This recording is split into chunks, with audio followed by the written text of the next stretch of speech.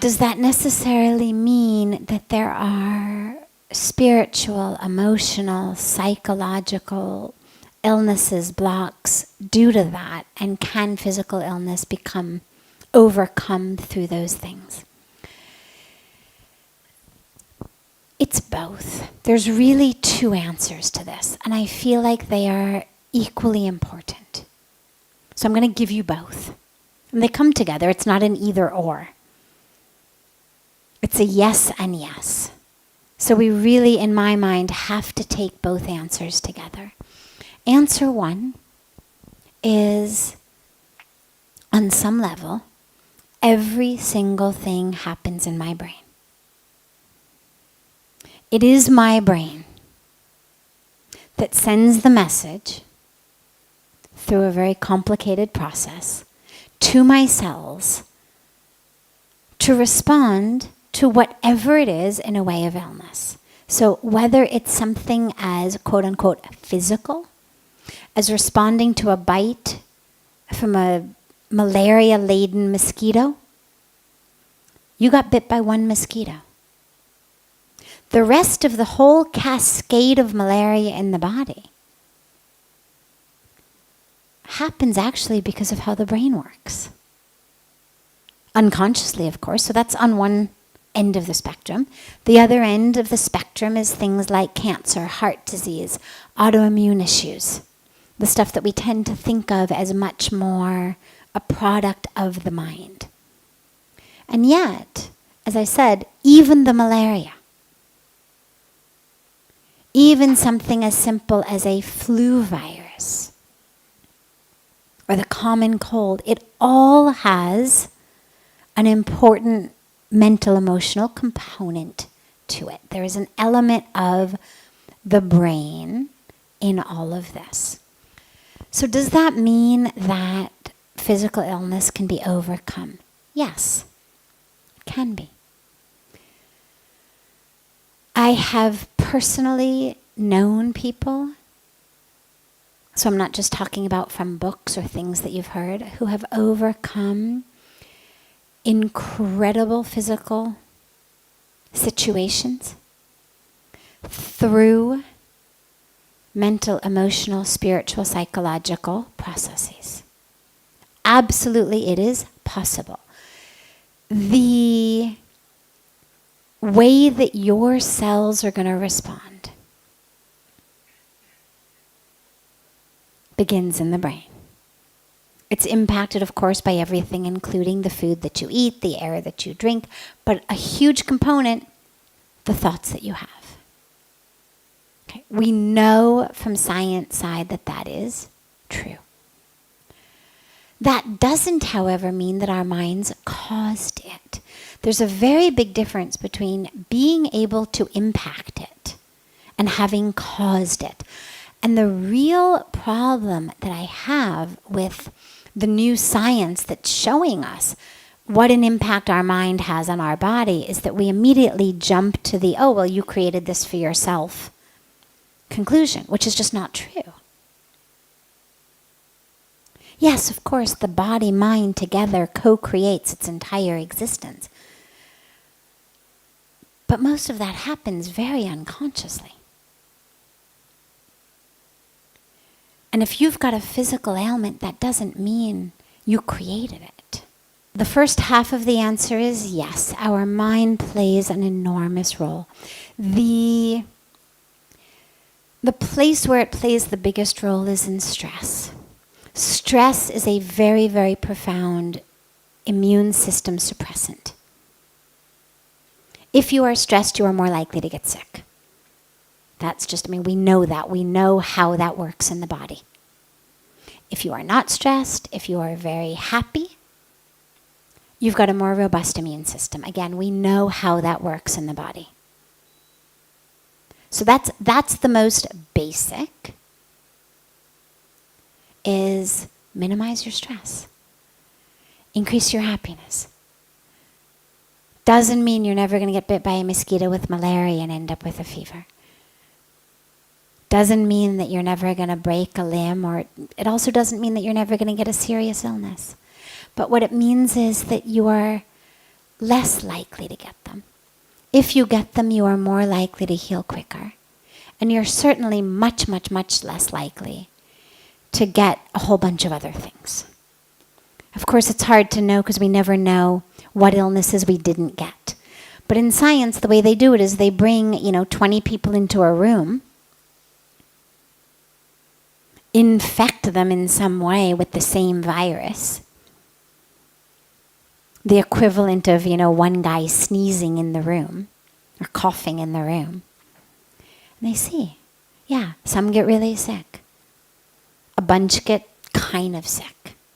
Some don't get sick at all. So we know that this variation exists, and we know that there's a huge element played by our mental state. Stress suppresses our immune system. Our belief system also has a huge role to play. If you believe that you are sick, chances are you're going to make yourself sicker. Now, sadly, the converse doesn't work. If you don't believe you're sick, that doesn't mean you're not. A lot of us have relatives who may be doctor averse and who say, no, nothing's wrong, I'm fine. And you're like, for God's sakes, you've been, running this fever for 3 weeks. I'm not going to listen to it anymore. I'm getting you to a doctor. So not believing that you're sick doesn't mean you're not. But believing you're sick very frequently is going to exacerbate, if not create, things in your body. And not believing you're sick, even if you are, actually it also turns out is a very, very powerful inoculation. Tend to heal quicker. Because there's a sense in the body if I'm well, and that's what the intelligence is telling the self. So that's the one half. The other half, though, is the body is matter. It's made up of the 5 elements. We know what the elements do. Here's water. If I take this water and pour it on the couch is going to get wet. It's matter. It's what happens. It's what water does. If I take the element of fire, if anyone has a matchbook or a lighter, and we take it and I light the couch on fire, it's going to burn. It's the science of matter. If I take the water and I pour it on myself, I'm going to get wet. It doesn't have to be just an inanimate object. It's me. Take water, pour it on me, I'm wet. I can repeat the I'm dry mantra all I want, but actually I will be wet.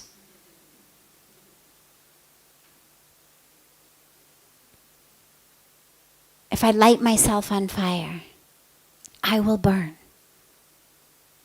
Even if I say to myself, or somebody else lights me on fire, I will burn.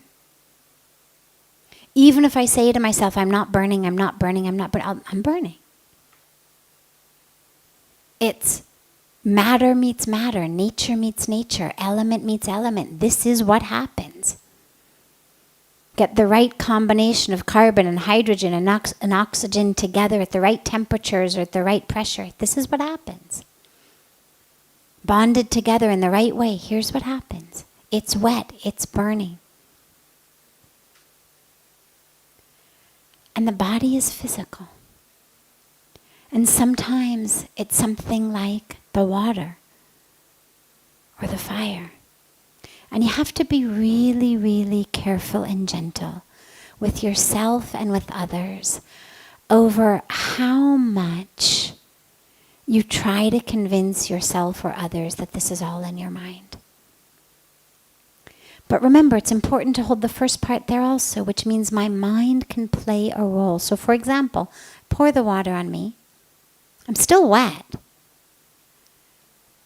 But I'm not suffering. My mind can change whether the experience of being wet is one that makes me miserable, and therefore I end up tomorrow morning with a sore throat and a runny nose and a fever, because my whole stress response got involved. Oh my God, now I'm going to get sick. I can't believe it. And I've got this job interview tomorrow, and this always happens to me. And how dare that person pour water on me, and blah, blah, blah, blah, blah. So now I've taken the water and I've had a cascade of chemical and electrical responses that has actually led to me getting sick. Or I could have the experience of beauty. I could tell myself, yeah, I'm dry, I'm dry, I'm dry. Wouldn't be true in the beginning. Nature has to take its time. The clothes would actually have to dry. But eventually it would be true.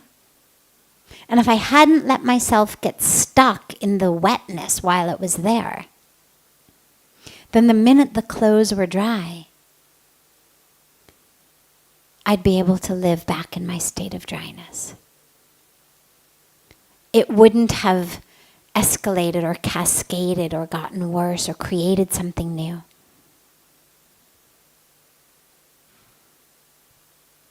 And this is what's important. So yeah, we all get, bit by the wrong mosquito sometimes, you drink the wrong water sometimes, you get sneezed on by the wrong person sometimes, you have a gene express itself that you wish hadn't expressed itself, and it's now manifesting in a way that you'd like it not to be manifesting. Okay, that's now where we are. But now how can I use my mind to ensure that this situation is A, as short-lived as possible, B, has the least amount of deep, permanent implications as possible, and C, that I'm able to use this as a way to expand, as a way to grow, as a way to accept the beautiful invitation that life is giving us to look it in the eye. And sometimes illnesses come on for that.